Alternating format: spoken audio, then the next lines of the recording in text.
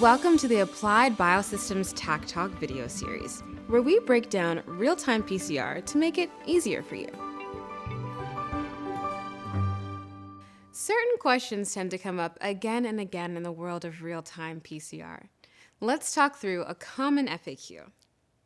What's the difference between singleplex and multiplex PCR reactions, and what are the advantages and disadvantages of each? I'll start with a quick word on definitions. Singleplex refers to amplifying just one target sequence per well.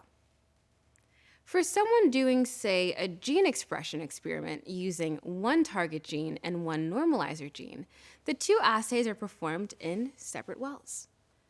But in multiplex reactions, two or more assays are performed in the same well. Their respective sites are amplified simultaneously while drawing on a common pool of shared reagents.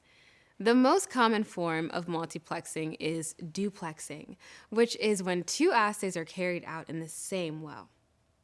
In a multiplex scenario, the real-time PCR instrument needs to somehow track the separate amplification events for each gene.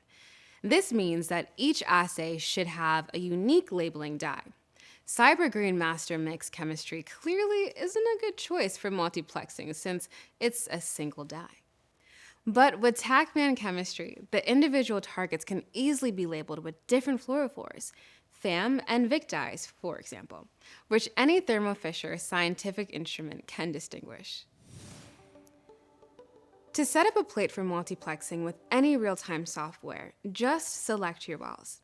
Then go over to your list of assays and click on both the FAM and Vic targets. Easy. So, what are the advantages of multiplexing? Well, I'll mention the two most common reasons that researchers go this route.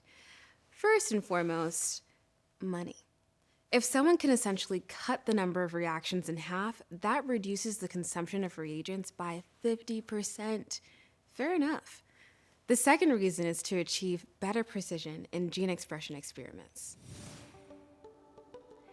In other words, if the target gene and normalizer are in the same tube, it won't matter if the volume of the sample that's pipetted varies a bit between replicates, as long as delta CT values are calculated by normalizing the target CT to the normalizer CT for each well individually. Taking this approach results in highly precise delta CT values among replicates. This means that the average delta CT can be reported with high confidence. Just keep in mind that since qPCR should generally be run using identical triplicate reactions, even singleplex experiments have a built-in way to monitor pipetting precision. To put it another way, multiplexing is rarely, if ever, mandatory.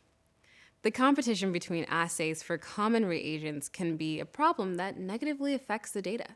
That's why everyone interested in multiplexing should have a look at the Taq Talk video about optimizing your experiments before attempting this technique. Visit the Real-Time PCR Learning Center to read more about the benefits and dangers of multiplexing.